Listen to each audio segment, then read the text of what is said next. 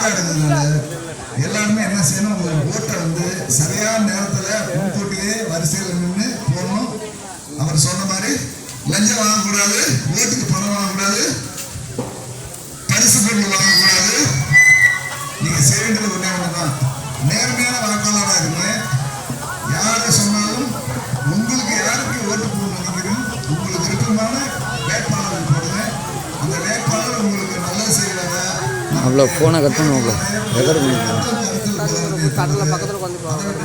அவரை வந்து ஜாதி மதம் கட்சி மற்றும் பரிசு பொருள் கொடுக்குறது இது எல்லாத்தையும் நீங்க கருத்தில் கொள்ளாமல் நல்ல வேட்பாளர் உங்களுக்கு நீங்கள் லஞ்சம் வாங்கன்னு போடுங்க. பஸ்ஸு மாத்திரை பேத்துக்கு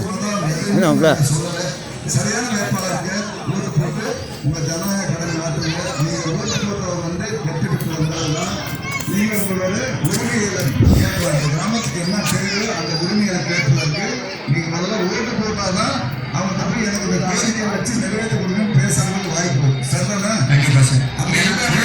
வாக்களிச்சா மட்டும்தான் உண்மையான தலைவர் தேர்ந்தெடுக்கணும். நம்ம ஓட்டு போரால் போராட்டம் என்ன நினைக்கக்கூடாது. அப்படி பார்த்தா உங்க வீட்டுக்கு தேவையான பொருள் 10 வீட்டுல 3 பசங்க இருக்காங்க, ஒரு பையன் படிக்காட்ட என்ன நினைப்பாமா? கண்டிப்பா எல்லாம் நல்லா எல்லாம் நல்லா இருக்கணும், எல்லாம் நல்லா இருக்கணும், நல்லா மார்க் வாங்கணும், நல்லா வேலைக்கு போகணும் நம்ம நினைக்கிறோம். கண்டிப்பா சார். அப்ப எல்லாரும் நல்லா ஓட்டு போகணுங்கிற எண்ணத்தையும் என்ன செய்யணும், நல்லா இருக்கணும் சார். அப்ப நீங்க பார்த்துக்கிட்டு ஆண்கள் பெண்கள் அனைவரும் என்ன செய்யணும்னாக்க